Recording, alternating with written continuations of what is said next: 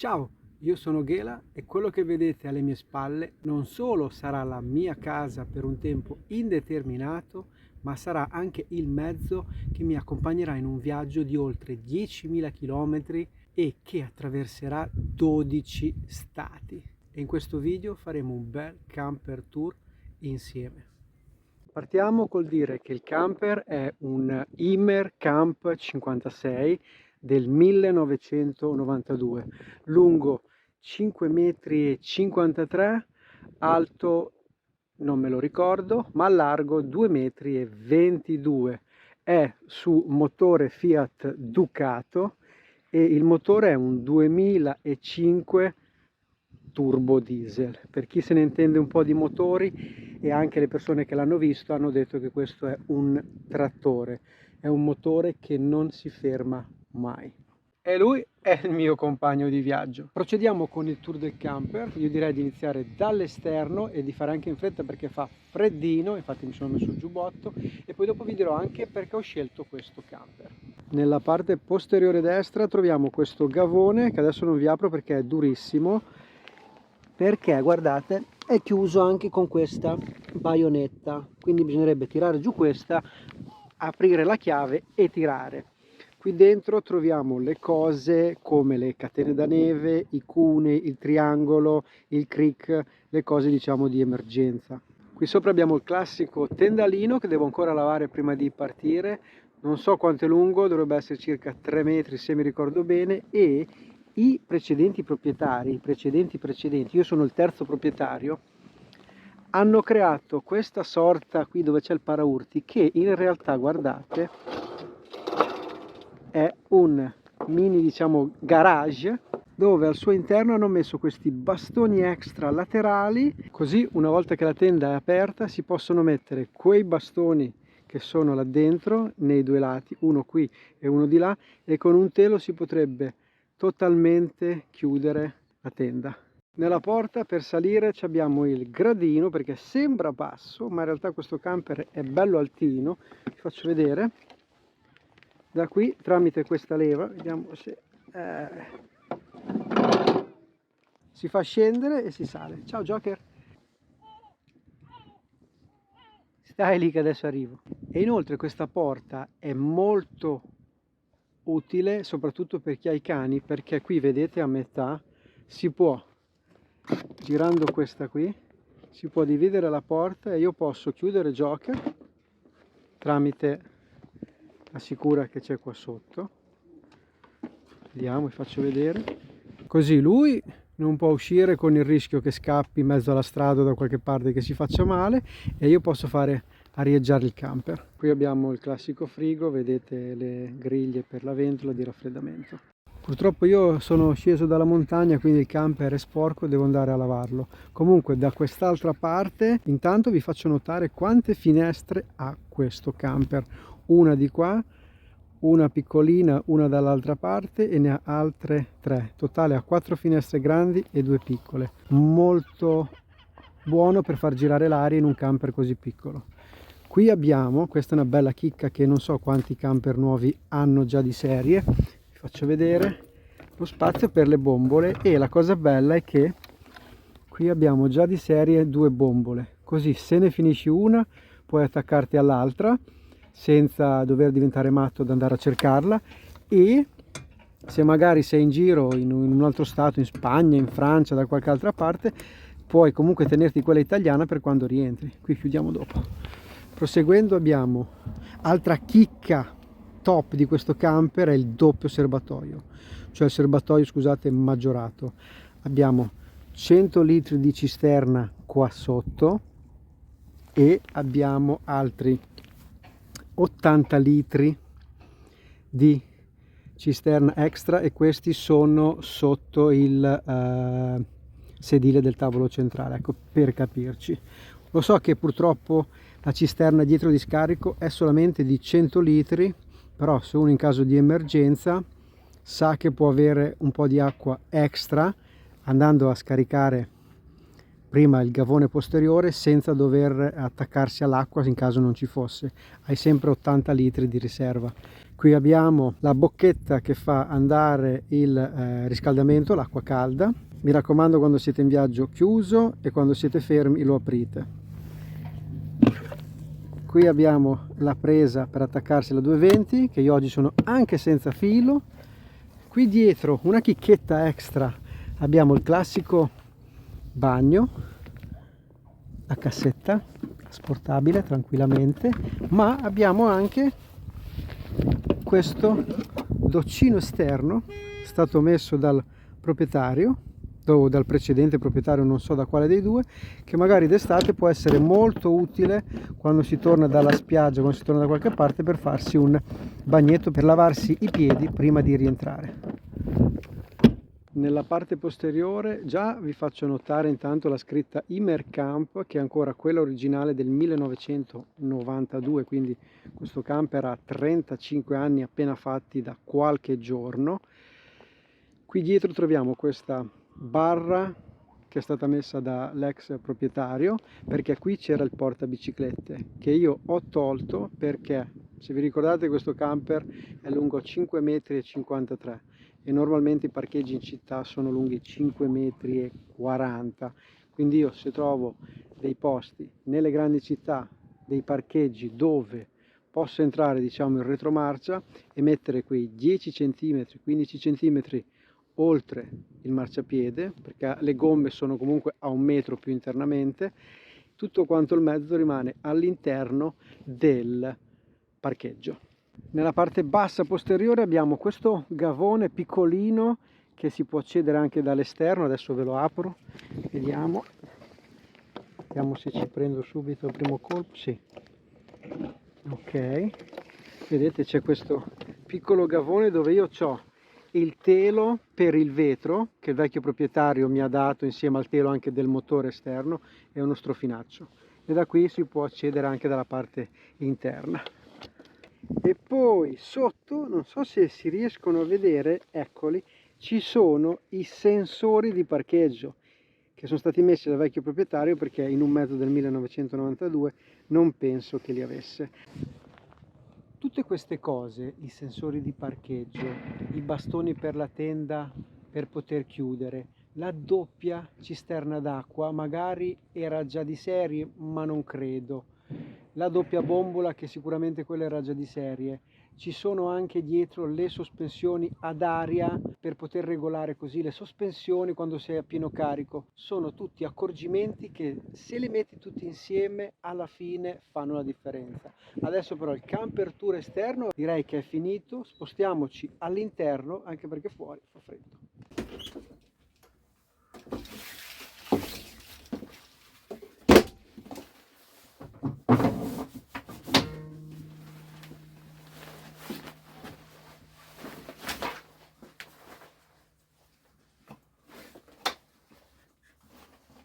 Benvenuti nella nostra casetta mobile. Direi di iniziare il tour dall'ingresso. Iniziamo con questa tenda che direi che è inguardabile, infatti molti mi hanno consigliato di toglierla, ma magari d'estate può proteggermi dalle mosche, dai vari insetti, quindi per il momento lasciamola qui. Sotto, dalla porta, troviamo questa ventola per dare un po' di areazione, così magari anche se ci sono perdite di gas, avere un po' di areazione fa sempre comodo. Purtroppo non si chiude al 100%, ma è un camper di 33 anni. Qui ci andrà messo un tappetino d'ingresso, così ci lascio le scarpe e mi metto le ciabatte. Qui troviamo la leva per poter alzare e abbassare lo scalino per poter entrare. Al lato qui abbiamo una luce di cortesia, chiamiamola così, per entrare. Questo è un regolatore per la ventola del frigorifero. Quando è acceso si può mettere in automatico o in manuale, regolare la velocità della ventola e dovrebbe aiutare a riscaldare, o meglio a raffreddare più velocemente, quindi a fare uscire il calore. Però questo, non chiedetemi cose troppo tecniche che non sono ancora esperto. Qui abbiamo la famosa, che vi dicevo, no? Doppia apertura, questa qui si può aprire in su e lasciare chiuso così la parte sotto e aprire solamente la parte superiore. Due appendiabiti per entrare e sopra troviamo il caricatore della batteria che mostra quando è in carica e quando è carica. Vedete, sta caricando. La carica della batteria 13,9 e l'amperaggio.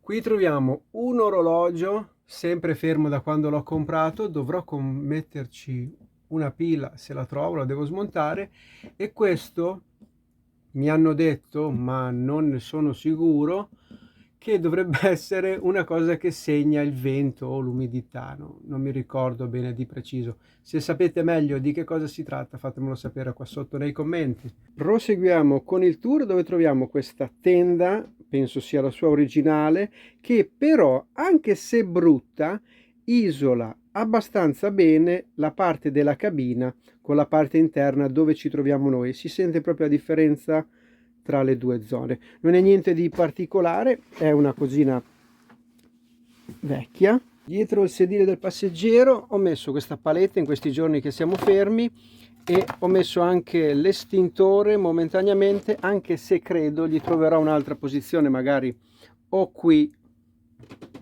o qui. Adesso devo valutare bene.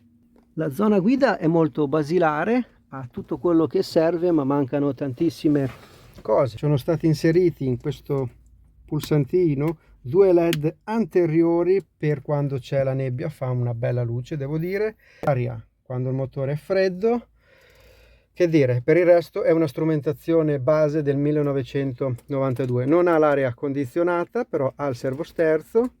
Poi abbiamo qui un contenitore per documenti o se uno vuole mettere dei CD, qualsiasi cosa al volo. E per il resto, ragazzi, questa è la base. Purtroppo questo mio accompagnatore qui perde tanto pelo, soprattutto adesso che lo sta cambiando, quindi ho dovuto mettere questo panno, però come potete vedere i peli ci sono sempre. Proseguiamo con il tour. Qui abbiamo un fantastico letto da 1,5 piazza, dovrebbe essere 130 x 200 se mi ricordo bene. Comunque si dorme bene, io e Joker stiamo da Dio e sicuramente se ci fosse anche un'altra persona si riuscirebbe a dormire tranquillamente. È un letto come i classici letti dei camper mansardati con la sua scaletta per salire. Una cosa bella e positiva è che ci sono una finestrella lì e una finestrella lì, apribili con zanzariera e oscurante, così da poter far arieggiare meglio questa zona qui. Se vi ricordate, vi avevo detto che questo camper ha tantissime finestre, c'è tanta luce e si può arieggiare in una maniera fantastica. In più c'è questa finestra fissa che a me personalmente non piace tanto. C'era una tendina che io ho tolto, vedete, era attaccata lì perché scappava fuori dalla guida. Abbiamo messo questo oscurante, diciamo, termico per non far entrare il caldo o la luce se ti svegli con il sole contro, e per il momento va bene così. Dietro la zona del guidatore troviamo la classica dinette che si trova in quasi tutti i camper, con il tavolino che si può muovere avanti e indietro, e all'occorrenza ricordatevi che questo, abbassandolo, togliendo il piede e spostando i materassi, diventa un letto a 1,5 piazza dove altre due persone, volendo magre, ci possono dormire.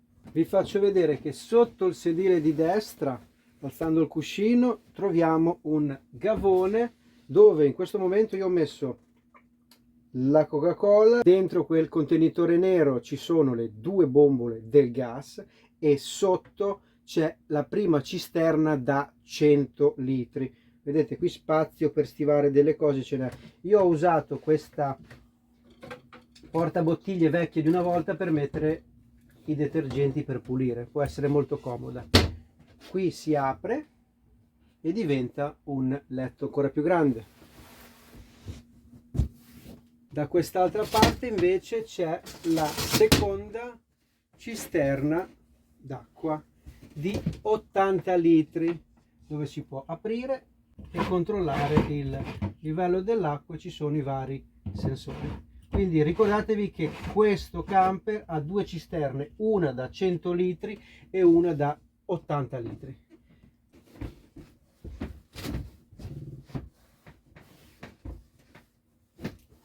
Qui sotto abbiamo la pompa dell'acqua, basta alzare questo qui e troviamo la sua pompa dell'acqua con questa manovella che in base a dove è girata la pompa sa da quale cisterna deve prendere l'acqua. Se è così la prende da quelle grandi, se è tirata in giù la prende da quella da 80 litri sotto il mio sedile. E inoltre notate il finestrone gigantesco, ovviamente anche tutti i finestroni hanno la sua oscurante, ok, e sopra hanno la zanzariera. Qui troviamo quello che diciamo è il pannello generale di controllo. Abbiamo una spina 12 volt per poter caricare i telefonini, una spina 220 per poter attaccarci quando sono attaccato già io la 220 fuori, quindi poterlo utilizzare anche al suo interno. Questa è la regolazione per la temperatura dell'acqua del boiler. Questa è la ventola della stufa truma che manda il riscaldamento dappertutto, e tramite questa ventola possiamo scegliere se far uscire più caldo o meno caldo, cioè più velocemente o più lentamente. Sotto una classica luce di cortesia per la sera. Qui troviamo il pulsante che ci fa vedere com'è il discorso della batteria, vedete? Ok, batteria carica. E questo qui di fianco, io non lo sapevo, e vedete, è quello dell'acqua, ti fa vedere la cisterna dell'acqua. Adesso siamo a metà e quella sotto, che è quella delle grigie, è praticamente vuota. Sopra troviamo invece un rilevatore di perdite di gas o di tutto quello che può essere pericoloso. Ce n'è uno in alto lì e ce n'è uno in basso qui, e qui abbiamo la stufa della truma. Qui vi faccio vedere già subito, abbiamo l'armadio, che questo qui molti camper nuovi ho visto che non ce l'hanno quasi più, o pochissimi ce l'hanno, solamente quelli super mega costosi. Abbiamo anche una piccola luce di cortesia interna. Qui sotto troviamo il boiler dell'acqua e le altre cose che fanno andare il riscaldamento. Torniamo un attimo nella zona dinette, dove qua sopra abbiamo 3 contenitori per il cibo o comunque lo stivaggio. Io adesso ci ho messo i piatti, i bicchieri di carta, devo ancora sistemare bene in base alle mie esigenze. Penso che i piatti li metterò lì e la pasta che è lì la metterò qui. Qui abbiamo tantissimo spazio per poter stivare tantissime cose, e qui sotto abbiamo anche una luce da 12 volt, un piccolo neon che alla sera può sempre essere utile. Arriviamo alla zona cucina, abbiamo 2 fornelli a gas, questo si alza, ok. Abbiamo il lavandino con, qua vi trovate, abbiamo il regolatore di acqua calda e acqua fredda. Questo può diventare anche un, guardate, da appoggiarci sopra la roba, molto comodo quando si cucina, magari se si vuole appoggiare qualcosa al volo o bisogna buttare qualcosa da lì al lavandino. Si può anche rigirare totalmente, così proprio là non dà fastidio. Qui di fianco troviamo, togliamo questo,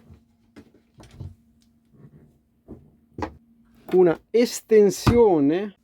Quando si cucina può essere comodo avere un piano d'appoggio, o addirittura in questo caso 2, per poter preparare al meglio le cose, visto che lo spazio comunque è piccolo dentro un camper. Questo secondo me è stata una cosa azzeccata che hanno fatto.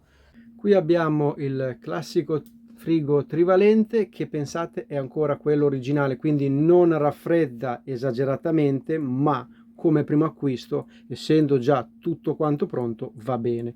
Dentro non c'è niente, c'ho giusto una Coca-Cola così per questi giorni e il mangiare di Joker, visto che siamo in fase di test. E questo, come ho detto, è trivalente, quindi può andare a gas come sta andando in questo momento, a 220 quando si è attaccati in un campeggio, in un'area sosta da qualche parte, oppure va con la batteria dei servizi che è sotto il sedile passeggero ed è diciamo una cosa di mantenimento. E qui abbiamo la temperatura del frigo. Di fianco abbiamo il classico, proprio classicissimo cassetto per le posate e sotto un'altra dispensa dove io ci ho messo adesso le pentole buttate lì alla migliore, però vi garantisco che non vanno da nessuna parte. E sotto volendo c'è anche un altro ripiano dove poter stivare altre cose. Classico bidoncino da camper. Passiamo adesso alla zona posteriore dove abbiamo quest'altra dinette che all'occorrenza può diventare un letto singolo. Qua sotto troviamo il gavone, vi faccio vedere, che va direttamente, vediamo se ce la faccio, qua sotto, tac. Questo è il gavone che va direttamente nella parte posteriore, classico tavolino come quell'altro che si può muovere anche questo qui alzandolo. E qui sotto abbiamo, immaginate che cosa, un altro, togliamo tutto, un altro gavone di stivaggio. Devo pulirlo questo perché non l'ho ancora pulito, ma anche qui sicuramente tanta roba ci sta. Nella parte superiore alla cucina, scusate la luce, troviamo altri due armadietti dove poter mettere tantissima cosa. Qui ci ho messo adesso robe della cucina, qui ci ho messo un po' di pasta ma sicuramente cambierò, un piccolo termostato che fa vedere che adesso dentro il camper ci sono quasi 30 gradi, infatti fa un caldo allucinante. Poi dopo troviamo un altro sportello dove questa sarà diciamo forse la zona dedicata ai vestiti. Qua ne abbiamo uno, qua ce n'è un altro dove infatti ho messo già delle felpe, delle magliette, sono molto capienti. E qui ne abbiamo addirittura un altro con buco a scomparsa. Pensate che là dietro ragazzi c'è un sacco a pelo.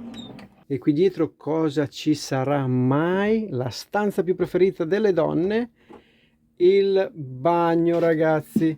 Sembra un bagnetto piccolino ma può trarre in inganno perché non è così piccolo. Là ci sono io, mi raccomando seguite il canale, mettete like al video e lasciatemi un bel commento, fatemi sapere che cosa ne pensate. Questo è un piccolo bagno con piatto doccia, classico WC con cassettina che avete visto in precedenza, doccino estraibile, adesso forse questo lo cambierò per potersi lavare, sto valutando, 3 specchi, 1, yeah, 2, yeah, 3, ciao, armadietto gigante dove adesso ci ho messo dentro 4 cose per quando sono in viaggio. Questo è rotto, lo devo sistemare prima di partire. Tutti i ripiani. Anche qui abbiamo una presa a 2,20 per quando ci si vuole asciugare i capelli e si è attaccati da qualche parte, molto comoda. Tenda doppia che gira tutto intorno per potersi fare la doccia. Il doccino neo negativo, se posso dirlo, che va messo lì, quindi quando ti fai la doccia questo devi tirarlo giù, ma io penso che non è una cosa che ci rovina la vita, ecco, magari specialmente d'estate apri qui, ti fai una bella doccia fresca e sei ringiovanito e rivigorito al top. Qua sotto troviamo un bel ampio sportello da pulire perché quello lì non è venuto, dove io ci ho messo, là ci sono la cassettina tra virgolette del pronto soccorso, questo è uno stendino apribile e richiudibile che può far sempre comodo, spray deodorante per la casa e qui si può mettere sicuramente tanta altra roba. Ecco, il telo volendo si può mettere anche qua, così non si bagna. Qui sopra inoltre troviamo il turbo vent, si dovrebbe chiamare così, questo oblò che una volta aperto, ok, vedete che c'ha un piccolo sensore, da qui puoi regolare la temperatura, da qui la velocità, da qui puoi regolare se l'aria entra dentro o fuori, quindi se butta l'aria dentro butta l'aria fuori in base alla temperatura che la puoi regolare qua. Un'altra cosa che secondo me è stupenda di questo camper è l'illuminazione alla sera. Se di giorno c'è tantissima luce per via delle 4 finestre giganti e delle 2 finestrine in alto nella mansarda, di sera queste luci che vedete qua sopra, ce ne sono 1, 2, 3 e 4, fanno una luce impressionante. Adesso chiudo tutto, siamo in pieno giorno e vi faccio vedere le 2 tipologie di luci che fanno.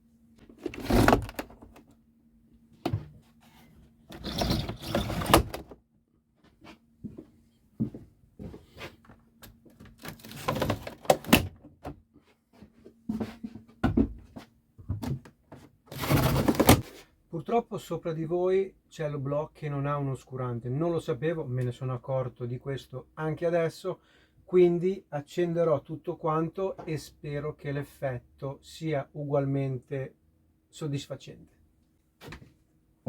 Questa è la prima luce che fanno, quindi tu ti metti qui alla sera, vuoi una luce un po' soft, tranquilla, magari con un po' di musica mentre ti guardi un film, mentre ti mangi 2 patatine, ed è secondo me stupendo.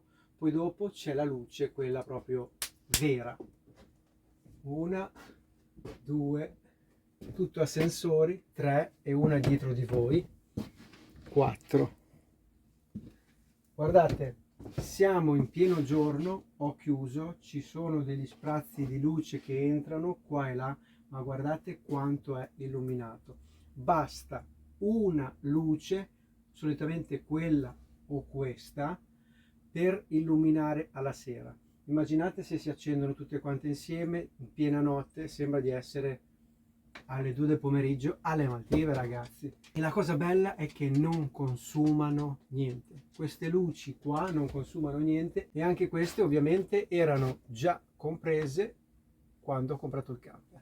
Da questa posizione brutta, dovrei abbellire questa zona qui, non so come, concludiamo questo video dicendo perché ho scelto questo camper, anche se penso che molte cose le avete viste dal video durante il camper tour stesso. Beh, direi che numero 1 la lunghezza, 5,53 m, è un camperino piccolino, maneggevole, comodo da girare anche nelle grandi città, e già questa è una cosa a vantaggio rispetto a quelli che magari sono lunghi più di 6 metri, 6 metri e mezzo, se non 7 metri. 2, il fatto che ha le doppie bombole, già quello è molto buono, perché quando ne finisci una non sei obbligato a staccarla e andarla a cercare, basta che giri l'interruttore e hai già l'altra bombola, quindi hai altra autonomia. 3, i doppi gavoni dell'acqua, ok che le grigie sono solamente 100 litri anche il contenitore esterno, ma cioè quello dietro per scaricare, ma come ho detto, se non sei vicino a una fontana da nessuna parte e trovi solamente un posto dove poter scaricare, puoi scaricare le acque grigie e hai 80 litri ulteriori di autonomia che fanno comodo. L'acqua, ricordatevi che in un camper è molto importante. Poi, cosa molto importante, forse la più importante di tutte, questo camper in 33 anni, anche i tecnici che l'hanno guardato hanno detto tutti la stessa cosa: non ha mai avuto una infiltrazione, è sempre stato tenuto in una maniera maniacale, oserei dire, in una maniera perfetta, quindi non ha mai avuto una infiltrazione, e questo forse è già il motivo che mi ha spinto a comprarlo, perché sapete anche voi, si trovano tantissimi camper ma poi alla fine bisogna sempre metterci le mani e spenderci ancora migliaia e migliaia di euro. Vi dico subito che non dirò quanto l'ho pagato, perché qualsiasi cifra io dica, per alcuni è alta, per alcuni è bassa, per alcuni è una fregatura, per alcuni è giusta, quindi è una cosa mia personale che rimane con me. Io l'unica cosa che ho dovuto qui sostituire, perché il proprietario vecchio non lo usava da tantissimo tempo, è stata la pompa, che dovevo cambiare una guarnizione, la pompa dell'acqua, ma ho deciso di cambiarla tutta direttamente, così l'ho messa nuova, e 2 cose nella stufa che non mi viene il nome, 2 cosini piccolini nella stufa, truma per farla riscaldare meglio, ecco. Ma queste due piccole sciocchezze ho dovuto fare, dopodiché non ho dovuto fare nient'altro. Io giro la chiave e parto. Un'altra cosa sicuramente è la capienza di stivaggio. Avete visto durante il tour quanti gavoni, quanti sportelli ci sono per stivare la roba. Considerate che io sono da solo con Joker, quindi ho sicuramente più spazio di quello che mi occorre. Se ci fosse in un futuro, se dovessi trovare una compagna, se dovessi avere una compagna, sicuramente anche per due persone, secondo me questo camper è il top, cioè è ideale per due persone. Per tre penso di no. E poi ci sono tutte quelle piccole accortezze, come ho detto, che secondo me non sono da sottovalutare. I sensori del parcheggio, i bastoni laterali della tenda per poter chiudere completamente e isolare, la porta che si apre sopra e rimane chiusa sotto, il bagno che secondo me è molto spazioso per un camper di 5,50 m. Cioè, secondo me l'illuminazione, che come avete visto fa una luce che sembra di essere in pieno giorno, anche di sera, con tutto acceso. Non consumano niente, ve lo ricordo, e ne bastano 1-2 per già illuminare tutto quello che occorre. Tutte queste cose mi hanno portato a sceglierlo e infatti io sono stato lì, vi giuro, è stata l'ultima settimana per me, prima di prenderlo, è stata una cosa angosciante, cioè non passavano i giorni veramente. Poi da quando l'ho preso, che l'ho preso i primi di marzo, adesso siamo a neanche fine marzo, manca ancora più di una settimana a fine marzo, e posso dirvi che ho già fatto più di 1000 chilometri. Considerate che io vivo in montagna, considerate che per le cosine che ci ho dovuto fare, quelle due cose, è stato fermo dei giorni, considerate che l'ho dovuto pulire e, come si dice, e riempire con le cose che ho comprato, quindi provate a immaginare quanto ho girato in poco tempo, ed è stato così comunque anche un modo per testarlo, visto che, ve lo ricordo, io a breve partirò per un viaggio di oltre 10.000 km che attraverserà 12 stati, e conoscere il proprio mezzo al meglio sicuramente è un vantaggio in un viaggio del genere. Motivo per cui vi ricordo, se non l'avete ancora fatto, di iscrivervi al canale, di attivare la campanella, perché condividerò con voi questo viaggio e vedremo dove questa casa mobile ci porterà. Io direi che per questo video è tutto, spero che vi sia piaciuto, fatemelo sapere qua sotto nei commenti e noi ci vediamo alla prossima. Ciao ragazzi!